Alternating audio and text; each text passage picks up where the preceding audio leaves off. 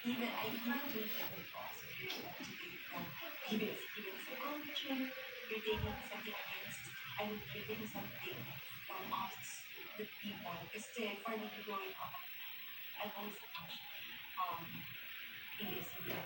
Miss ako na truth about it. And even told them na nagbenta, ganun mas Pagdating naman kay Vice Ganda, bigyan ang leksyon na hindi niya ito na gumamit ng memes ng itsura ng guys.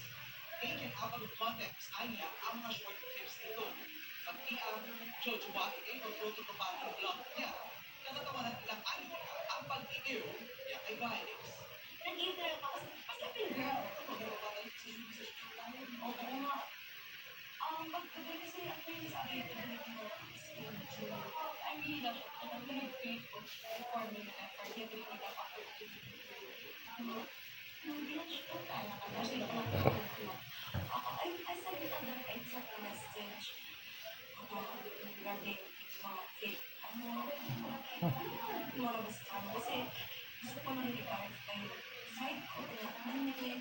I was always honest about my feelings. I never lied. I'm grateful. I'm here to wait. But tomorrow we will see each other sa shooting. So we can talk things out. You definitely do that. Pag-remember kasi medyo gumalala. Pero ako yung solution na I always stay on track with my sister. Diba? It's really yung ako hit. Hindi ko ma-hit sa'yo.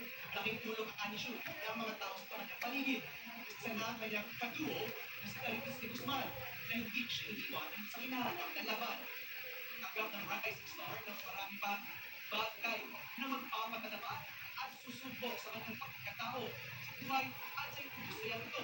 Pero handa siya magpakatagal ang magtulong. Sa akin kasi pag sobrang sige lang nag-judge kasi hindi ako sabi yung sa loob. So,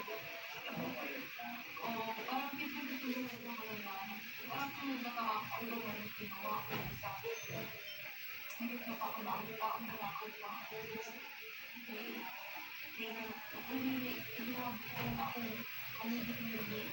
I would really say I made decisions before, but I need to confident to say the right your face say the right one move is next and things for the better.